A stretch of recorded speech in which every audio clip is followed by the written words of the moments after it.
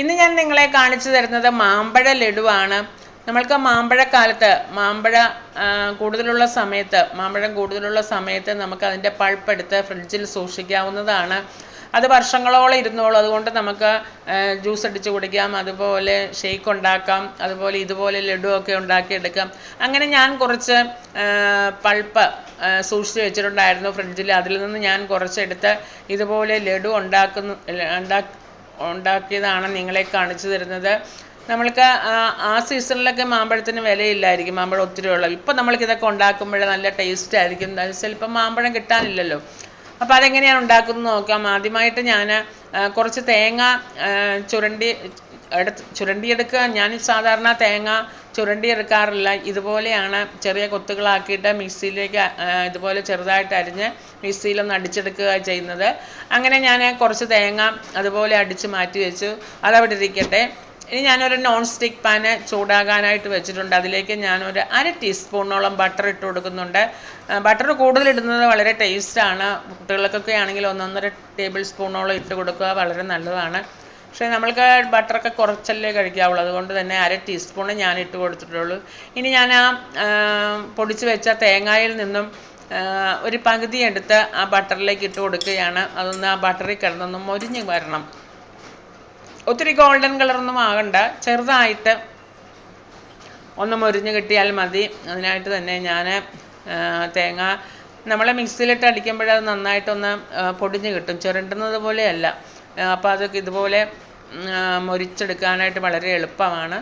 അപ്പം ഞാനത് നന്നായിട്ടൊന്ന് ഇളക്കി പതുക്കെ ഒന്ന് മൊരിച്ചെടുക്കുകയാണ്. അതോടൊപ്പം തന്നെ നമ്മൾക്ക് ഒരു 1/4 കപ്പോളം റവയും കൂടി ഞാൻ അതിൻ്റെ കൂട്ടത്തിലേക്ക് ഇട്ടു. ഇനി ഇത് രണ്ടും കൂടി നന്നായിട്ടൊന്ന് മൊരിച്ചെടുക്കണം. തേങ്ങയും ആ റവയും ആ നെയ്യിൽ കിടന്ന് നന്നായിട്ടൊന്ന്, കൂടുതൽ നെയ്യുണ്ടെങ്കിൽ നല്ല ടേസ്റ്റ് ആയിരിക്കും. അപ്പോൾ ആ കുറച്ച് നെയ്യാണെങ്കിൽ അതിൽ കിടന്ന് നന്നായിട്ടൊന്ന് മൊരിഞ്ഞ് വരട്ടെ. ഒത്തിരി അങ്ങ് മൊരിയണ്ട, ഇതുപോലെ ഒരു ചെറിയൊരു ഗോൾഡൻ കളർ ആയാൽ മതി. ഇപ്പം അത് നമ്മളുടെ ആ റവയും തേങ്ങയും കൂടി ഒന്ന് ചെറുതായിട്ട് മൊരിഞ്ഞ് വന്നിട്ടുണ്ട്. ഇത്രയും മതി. ഇനി നമ്മൾക്ക് ഞാനിടാൻ പോകുന്നത് മാമ്പഴത്തിൻ്റെ പൾപ്പാണ്. ഫ്രിഡ്ജിൽ ഞാനിപ്പോൾ സൂക്ഷിച്ച് വെച്ചിട്ട് ഒരു 5-6 മാസമൊക്കെ ആയിട്ടുണ്ട്. നമുക്ക് വർഷങ്ങളോളം ഇരുന്നോളും ഇത്. നമ്മൾക്ക് മാങ്ങ ഇല്ലാത്ത സീസണിലൊക്കെ ഇത് ഉപയോഗിക്കാമല്ലോ, വളരെ ടേസ്റ്റ് അല്ലേ. അത് ഇങ്ങനെ കട്ട പിടിച്ചിരിക്കുകയായിരുന്നു. ഞാനത് ഫ്രിഡ്ജിൽ നിന്ന് എടുത്ത് നേരെ അങ്ങ് ഇട്ട് കൊടുത്തതാണ്. അതുകൊണ്ട് തന്നെ അത് കട്ട പിടിച്ചിരിക്കുകയാണ്. ആ സ്റ്റിക്ക് കൊണ്ട് ഞാനൊന്ന് ഉടച്ച് ഇടിക്കുകയാണ്. ഒന്ന് മിക്സിയിലിട്ടൊന്ന് ജസ്റ്റ് ഒന്ന് കറക്കി എടുത്തിരുന്നെങ്കിൽ ജസ്റ്റ് ഒന്ന് ലൂസായിട്ട് കിട്ടിയാൽ. പക്ഷേ ഇങ്ങനെ ഇട്ടാലും മതി, കുഴപ്പമൊന്നുമില്ല. ഒന്ന് ഉടച്ചു കൊടുത്താൽ മാത്രം മതി. ഇപ്പം അതുകൊണ്ട് തന്നെ ഞാൻ ആ സ്റ്റിക്ക് ഇട്ട് നന്നായിട്ടൊന്ന് ഉടച്ചതിന് ശേഷം ആ റവയും ആ തേങ്ങ എല്ലാം കൂടി ഒന്ന് കുഴച്ച് ഒന്ന് ചേർത്ത് കുഴയ്ക്കുകയാണ്. സ്റ്റിക്ക് കൊണ്ട് തന്നെ നന്നായിട്ട് കുഴച്ച് ചേർത്തെടുക്കാം നമ്മൾക്ക്. അപ്പോൾ ഞാൻ നന്നായിട്ട് കുഴച്ചെടുത്തിട്ടുണ്ട്. നമ്മളുടെ പൾപ്പൊക്കെ നന്നായിട്ട് ലൂസായിട്ട് വന്ന് നമ്മളുടെ റവയും അതുപോലെ തന്നെ ആ തേങ്ങയും ആ നെയ്യും ഒക്കെ കൂടി ചേർന്ന് ഇതുപോലെ നന്നായിട്ടൊന്ന് ഉരുണ്ട് വരണം. നമ്മളുടെ ആ റവ ആ മാങ്ങയുടെ ജ്യൂസിൽ കിടന്ന് ഒന്ന് വെന്ത് കിട്ടണം. അതോടൊപ്പം തന്നെ ഇതുപോലെ നന്നായിട്ട് ഒന്ന് വെന്ത് അത് നമ്മൾ കുഴയ്ക്കുമ്പോൾ ഇതുപോലെ ഒന്ന് ഉരുണ്ട് വരണം. ആ ഒരു സമയം വരെ നമുക്ക് മീഡിയം ഫ്ലെയിമിലിട്ട് ഒന്ന് ഇളക്കി കൊടുത്തുകൊണ്ടിരിക്കണം. ഇപ്പം ഞാനൊരു 5 മിനിറ്റോളം മീഡിയം ഫ്ലെയിമിലിട്ട് ഒന്ന് ഇളക്കി ഈ ഒരു രൂപത്തിലാക്കി. ഇപ്പം അത് പാകമായിട്ട് വരുന്നുണ്ട്. ഇതുപോലെ ഒന്ന് കുഴഞ്ഞ് നമ്മൾക്ക് ഇതുപോലെ ഒന്ന് കിട്ടിയാൽ മതി. പിന്നെ ഞാൻ കുറച്ചും കൂടി ഒന്ന് വെള്ളമൊക്കെ ഒന്ന് വറ്റിച്ച്, നമ്മൾ ഫ്രിഡ്ജിൽ വെച്ചിരുന്നതാണല്ലോ, ഇപ്പോൾ നന്നായിട്ടൊക്കെ വറ്റിയിട്ടൊക്കെ വന്നിട്ടുണ്ട്. എന്നാലും ഒന്നും കൂടി ഒന്ന് മുരിക്കുകയാണ് ഇട്ടുകൊണ്ട്. നമ്മുടെ റവയൊക്കെ അതിനകത്ത് കിടന്ന് നന്നായിട്ട് വെന്ത് വന്നിട്ടുണ്ട്. ഒന്ന് തിരിച്ചും മറിച്ചുമൊക്കെ ഇട്ട് ഒന്നും കൂടി മൊരിച്ചെടുത്തു നമ്മളുടെ ആ മാങ്ങയുടെ പൾപ്പ്. കണ്ടോ, ഇത്രയും മതി. ഇനിയിപ്പം നമ്മൾക്ക് ഗ്യാസ് ഓഫ് ചെയ്തതിന് ശേഷം അതിനകത്ത് തന്നെ നമുക്കൊന്ന് ഇളക്കി വെച്ച് കൊടുക്കാം. ഒന്ന് ആറി കിട്ടണം നമുക്ക്.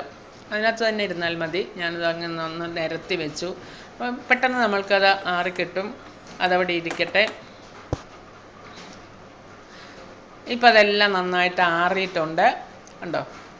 ഇപ്പോൾ നന്നായിട്ട് ആറിയിട്ടുണ്ട്. അപ്പം നമുക്ക് കൈ കൊണ്ട് തൊടുമ്പോൾ നമുക്കറിയാം അതിൻ്റെ ചൂടെല്ലാം ശരിക്കും മാറിയിട്ടുണ്ട്. ഇനി നമുക്ക് കൈ കൊണ്ട് തന്നെ ഒന്ന് കുഴച്ചെടുക്കാം. നെയ്യും എണ്ണയൊന്നും കയ്യെ പുരട്ടിയില്ല എങ്കിലും നന്നായിട്ട് നമ്മുടെ കയ്യിലൊന്നും ഒട്ടിപ്പിടിക്കത്തില്ല. ഇതുപോലെ ഒന്ന് കൈ കൊണ്ട് ഒന്ന് കുഴച്ചെടുക്കാം. കണ്ടോ? നമ്മുടെ മാങ്ങയുടെ പൾപ്പ് ഞാനിങ്ങനെ കുഴച്ച് വെച്ചു. ഇനി നമുക്ക് അത് ചെറിയ ഉരുളകളാക്കി ഒരു ലഡുവിൻ്റെ മോഡലിൽ നമുക്കൊന്ന് ഉരുട്ടിയെടുക്കണം.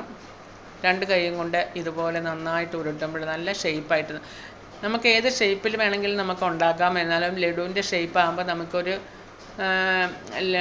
ഒരു ടേസ്റ്റ് അല്ലേ, ലഡു കഴിക്കുന്നത് പോലെ ഒരു ടേസ്റ്റ് നമുക്ക് ഫീൽ ചെയ്യും. കണ്ടോ? ഇതുപോലെ ഇപ്പോൾ ലഡു ആണെന്ന് തന്നെയല്ലേ പറയത്തുള്ളൂ. അതുപോലെ ഞാൻ ഉണ്ടാക്കി വെക്കുകയാണ്. എല്ലാം നമുക്ക് അതുപോലെ ഒന്ന് കയ്യിലിട്ട് ഒന്ന് ഇതുപോലെ ഒന്ന് പരത്തി അത് കഴിഞ്ഞ് ഉരുട്ടിയെടുക്കുകയാണെങ്കിൽ നമുക്ക് നല്ല ഷേപ്പിൽ ആ ലഡുവിൻ്റെ അതേ ഷേപ്പിൽ കിട്ടും. അങ്ങനെ ഞാനതെല്ലാം അങ്ങനെ ഉരുട്ടിയെടുത്ത് വെച്ചു. നമ്മൾക്ക് അതിൽ നിന്നും 7 എണ്ണം കിട്ടി. 7 ലഡു കിട്ടിയിട്ടുണ്ട്. കണ്ടോ? ഇനി നമ്മൾക്ക് ആ നേരത്തെ മാറ്റി വെച്ചിരിക്കുന്ന ആ തേങ്ങ, പകുതി തേങ്ങയിൽ നമ്മൾ ഇട്ടിട്ടുണ്ടായിരുന്നുള്ളൂ. അതിൻ്റെ പകുതി നമ്മൾ വെച്ചിട്ടുണ്ടായിരുന്നു. അതിലേക്ക് ഓരോ ലഡുവും ഇതുപോലെ ഇട്ട് നമ്മൾക്കൊന്ന് പൊതിഞ്ഞ് വയ്ക്കാം, ഒരു ഭംഗിക്ക് വേണ്ടിയിട്ട്. കണ്ടോ? ഇപ്പം നമ്മൾ അതിൽ ഞാനിപ്പോൾ ഒരു മധുരവും ചേർത്തിട്ടില്ല. നമുക്ക് മധുരം ചേർക്കണമെങ്കിൽ നമ്മളത് ഇളക്കിയ സമയത്ത് നമ്മൾക്ക് മിൽക്ക് മെയ്ഡോ അല്ലെങ്കിൽ പഞ്ചസാരയോ അല്ലെങ്കിൽ ശർക്കരയോ എന്ത് വേണേലും ചേർക്കാം. പക്ഷേ ഞാൻ ഒട്ടും മധുരം ചേർത്തിട്ടില്ല.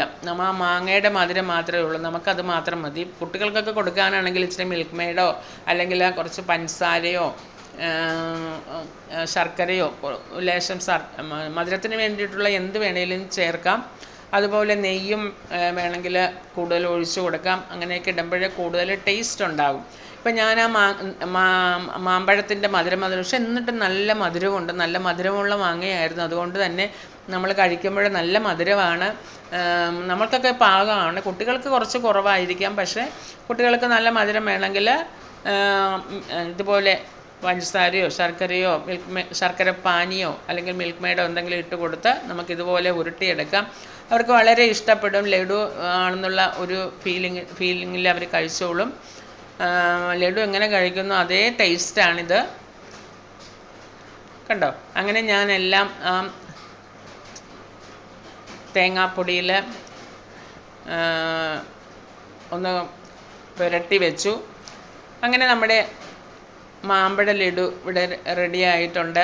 ഇനി അതിൻ്റെ മേളിൽ ഒരു അലങ്കാരത്തിന് വേണ്ടിയിട്ട്, ചുമ്മാ ഒരു ഭംഗിക്ക് വേണ്ടിയിട്ട് ഞാനൊരു ഉണക്കമുന്തിരി, ഓരോ ഉണക്കമുന്തിരി അതിൻ്റെ മുകളിൽ ഇങ്ങനെ കുത്തി വയ്ക്കുകയാണ്. കുട്ടികളെ പറ്റിക്കണമല്ലോ, ശരിക്കും ലഡു ആണെന്ന് തന്നെ അവരെ കാണിക്കണമല്ലോ. അതുകൊണ്ട് തന്നെ ഒരു ഭംഗിക്ക് വേണ്ടിയിട്ട് ഞാൻ ഒരു ഉണക്കമുന്തിരി ഇങ്ങനെ കുത്തി കൊടുക്കുകയാണ്. അങ്ങനെ നമ്മുടെ ലഡു ഇവിടെ റെഡി ആയിട്ടുണ്ട്. നിങ്ങൾക്ക് ഇഷ്ടപ്പെടുകയാണെങ്കിൽ ഷെയർ ചെയ്ത് സബ്സ്ക്രൈബ് ചെയ്ത് ലൈക്ക് ചെയ്യുക. ഓക്കെ.